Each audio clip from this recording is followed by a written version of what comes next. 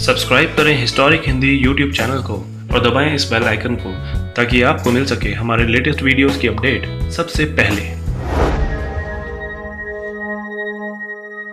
आमतौर पर माना जाता है कि पढ़ने के लिए आंखों का होना बहुत ज़रूरी है। बिना आंखों के शिक्षा संभव नहीं है, किंतु ब्रेल लिपि की खोज ने इसको आसान कर दिया। चूंकि वर्तमान में इसका प्रयोग करके आंखों से दिव्यांग लोग भी पढ़ाई कर अच्छी खासी नौकरी पाने में सफल हो रहे हैं, इसलिए आइए जानने की कोशिश करते हैं कि इस लिपि की खोज कैसे हुई। नेत्रहीनों के पास सब कुछ होता है, बावजूद इसके उनकी जिंदगी किसी काले अंधेरे की तरह होती है। ऐसे में पढ़ाई ही उनके लिए एक ऐसा तरीका होता है जिसके बल पर वो सारी दुनिया को जान पाते हैं। इसके लिए वे एक खास तरह की लिपि का प्रयोग करते हैं जिसे ब्रेल लिपि कहा जाता है। यूं तो इस लिपि को आधार देने में सबसे पहला नाम वैलेंटाइन हॉय का लिया जाता है। माना जाता है कि वो पहले व्यक्ति थे जिन्होंने इस लिपि को कागज पर उतारा, पर कुछ लोग इसे नहीं मानते। उनके अनुसार 1845 में इंग्लैंड के विलियम मून ने इसे खोजा था। उन्होंने इस लिपि को रोमन अक्षरों की रूपरेखा में बनाया, जिसे मून टाइप के नाम से जाना गया। शुरुआत में इस लिपि का प्रयोग कठिन था, बावजूद इसके नेत्रहीनों की शिक्षा के लिए इसे एक बड़ा कदम माना गया। मून टाइप के रूप में नेत्रहीनों की शिक्षा के लिए एक लिपि की खोज तो हो चुकी थी, पर वो इतनी जटिल थी कि उसे सीखना आसान नहीं था। लुई ब्रेल नामक व्यक्ति ने इस बात को समझा और इसे सरल बनाने की कोशिश जारी कर दी। उनकी मेहनत रंग लाई और वो एक नई लिपि की खोज करने में सफल रहे। उन्होंने अपनी इस लिपि को नाम दिया ब्रेल लिपि। गजब की बात तो ये थी कि लुई ब्रेल खुद नेत्रहीन थे। असल में 4 जनवरी 1809 को फ्रांस में जन्मे लुई महज 3 साल के थे जब एक दुर्घटना में उनकी आंखों की रोशनी चली गई थी। इसके बाद उनके पिता ने उनको पेरिस के national institute for blind youth में पढ़ने के लिए भेज दिया। ये उस समय का जाना माना नेशनल इंस्टीट्यूट था जहां नेत्रहीनों को शिक्षित किया जाता था। कहते हैं कि लुई इतने होनहार थे कि जल्दी ही उन्होंने शैक्षिक और व्यावसायिक दोनों ही कौशल सीख लिए थे। इसके चलते वे चर्चित हुए और उन्हें फ्रांसीसी सैनिक चार्ल्स बैरियर से मुलाकात करने का मौका भी मिला। बैरियर वे इंसान थे जिन्होंने मून टाइप लिपि को अलग अलग ध्वनियों के आधार पर कोडमय किया था। इससे नेत्रहीनों को काफी मदद मिली।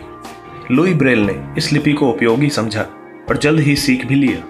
इस दौरान उन्होंने इसकी खामियों को समझा और बाद में इनको दूर करने के इरादे से उन्होंने अपने प्रयोग शुरू कर दिए। लुई ब्रेल करीब 15 साल के रहे होंगे जब उन्होंने एक सरल प्रणाली को विकसित किया। ये प्रणाली केवल 6 बिंदुओं पर आधारित थी, जिसकी 3 बिंदु एक लाइन बनाती थी और विभिन्न बिंदु से विराम चिन्हों को बनाया जाता था। इसके अलावा इसमें कुल 64 प्रतीकों का प्रयोग किया गया था। इसलिए 18वीं सदी में अलेक्जेंडर रेने पिग्नियर ने अपने संस्थान रॉयले में इसके प्रयोग की अनुमति दे दी। हालांकि 1840 में उनके रिटायरमेंट के बाद इसका प्रयोग वहां बंद कर दिया गया। पिग्नियर की जगह पर रॉयले के नए उत्तराधिकारी पियरे आर्मंड डुफो ने लुई ब्रेल की इस तकनीक को हटाते हुए पॉइंट पर आधारित सिस्टम का उपयोग शुरू कर दिया। ये बात और है कि जल्द ही उन्हें लुई की लिपि की उपयोगिता समझ आ गई और उन्होंने इसे न सिर्फ अपने संस्थान में चालू करा दिया, बल्कि इसे सबसे बेहतरीन लिपि की मान्यता भी दी। इसे लुई का दुर्भाग्य ही कहा जाएगा कि 6 जनवरी 1852 को पियरे आर्मंड डुफो चल बसे और एक बार फिर से उनकी लिपि को रॉयले से हटा दिया गया। खैर, इन सभी अवरोधों को पार करते हुए लुई की तकनीक को बाद में सबसे बेहतरीन माना गया। हालांकि इसमें समय के साथ साथ कुछ बदलाव जरूर होते रहे। आधुनिक समय में कई गैजेट्स को बनाया गया है जिसमें लुई ब्रेल की तकनीक का ही प्रयोग किया गया है। सेलफोन को ही ले लीजिए। आज नेत्रहीनों के लिए बी टच नाम का एक सेलफोन आता है जिसका लक्ष्य है कि नेत्रहीन भी अन्य लोगों की तरह दोस्तों से बात कर सकें।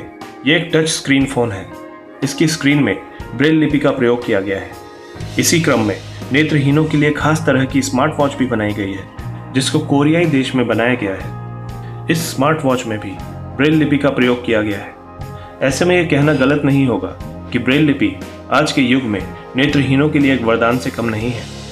उसने न सिर्फ उनकी पढ़ाई का रास्ता आसान किया, बल्कि अपने पैरों पर खड़े होने का साहस भी दिया। आखिर कौन सोच सकता था कि नेत्रहीन फोन पर बातें कर सकेंगे या फिर समय देखने के लिए घड़ी का उपयोग कर सकेंगे। दोस्तों, अगर आप भविष्य में भी ऐसी ही इंटरेस्टिंग और इन्फॉर्मेटिव वीडियोस देखना चाहते हैं तो आज ही हमारे चैनल हिस्टोरिक हिंदी को सब्सक्राइब कर लें ताकि हमारा हर नया वीडियो आप तक पहुंच सके।